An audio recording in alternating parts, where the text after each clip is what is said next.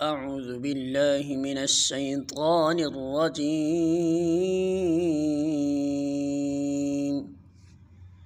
بسم الله الرحمن الرحيم.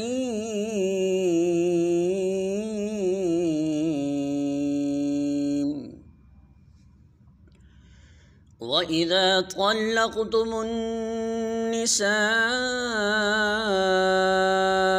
فبلغن أجلهن فلا تعضلوهن أن ينكحن أزواجهن إذا تراضوا بينهم بالمعروف، ذلك يوعظ به من كان منكم يؤمن بالله واليوم الآخر،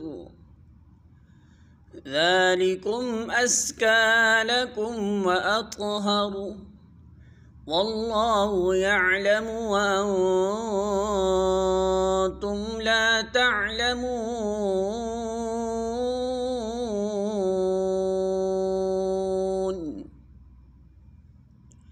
سورۃ البقرہ آیت نمبر 232۔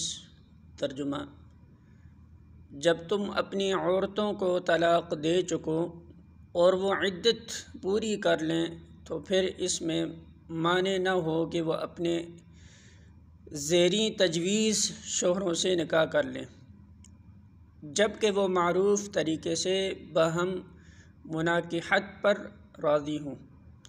تمہیں نصیحت کی جاتی ہے کہ ایسی حرکت ہرگز نہ کرنا اگر تم اللہ اور روز آخر پر ایمان لانے والے ہو۔ تمہارے لیے شائستہ اور پاکیزہ طریقہ یہی ہے کہ اس سے باز رہو، اللہ جانتا ہے تم نہیں جانتے۔ سورۃ البقرہ حاشیہ نمبر 256، یعنی اگر کسی عورت کو اس کے شوہر نے طلاق دے دی ہو اور زمانہ عدت کے اندر اس سے رجوع نہ کیا ہو، پھر عدت گزر جانے کے بعد وہ دونوں آپس میں دوبارہ نکاح کرنے پر راضی ہوں تو عورت کے رشتہ داروں کو اس میں مانع نہ ہونا چاہیے۔